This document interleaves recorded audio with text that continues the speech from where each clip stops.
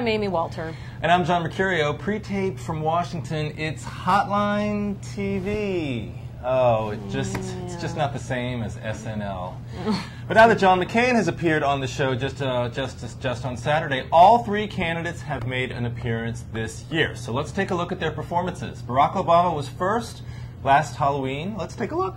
Yeah, well, who is that under there?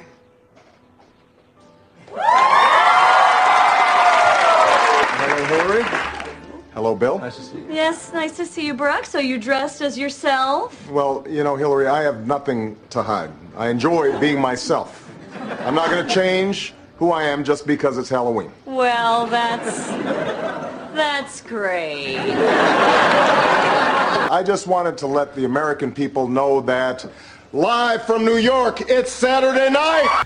Okay, Amy, how do you rate this? Doesn't this feel like a million years ago? Yeah. Hillary Clinton, the front runner, and then this little upstart named Barack Obama coming into the picture. People like Bill Richardson and John Edwards, and Joe Biden and Chris Dodd also in the picture. It was right, cute. but it was really cute. It kind of makes me pine for those old days. Nostalgia. But anyway, a little nostalgia. But it did come at a very important time for him, which was, but at this point, it was Hillary Clinton was ahead big time in the polls. Right. The assumption was, Iowa, this is, yes, it's very close, but this is the kind of place where if she wins here, this thing is over. Maybe Obama has an opening, maybe not.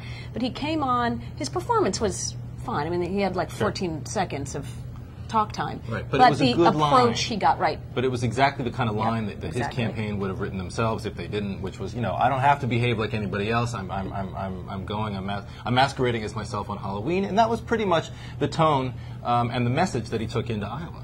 And that he's stuck with this entire time. That's very correct. good point. Okay. All right, next we want to go to Hillary Clinton, who just a few months ago, or just a few weeks ago actually, was on It feels like with months. Amy Poehler. Oh, the campaign is going very well. Very, very well. Great. Why? What have you heard? Nothing. Oh. But I would like to take this opportunity to say to all Americans, be they from the great state of Ohio or Texas, Rhode Island or Vermont, Pennsylvania or any of the other states, live from New York, it is Saturday night. All right. How do you rate Hillary, and did it change anything? I think it changed a lot. Look, I mean, I think her campaign could have ended after Ohio and Texas if it wasn't for the fact that there was this sort of reevaluation among the media as to how they were treating Hillary Clinton. There were 2 weeks in a row where Saturday Night Live ran sort of mock debates. Right. And it wasn't even like they were trying to really parody the candidates. They were parodying the media. It was a very sort of consistent theme. We saw it there. We saw it with Tina Fey on the news roundup or whatever they call it. And I think it breathed new life into her campaign, and it established that there was this sort of conventional prejudice against her and in favor of Obama. And it gave her a chance to look a little human too. I mean, she was actually somewhat funny with Amy Poehler. Sure. Okay, not hysterical funny. Right. Not Tina Fey funny. Not Tina Fey funny. But not not Amy bad. Poehler funny. All right. And then finally, of course, we have John McCain's performance this weekend. I ask you, what should we be looking for in our next president? Certainly, someone who is very, very, very old. But just as important, we will need a leader of courage and principle. Someone who is willing to do what is best for this country, even when doing so is unpopular, such as putting an end to runaway government spending, $160 million to the Department of Defense for developing a device that can jam gaydar.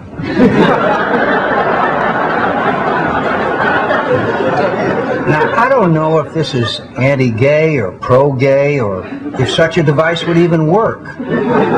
But I do know this, jamming gaydar is not a federal responsibility.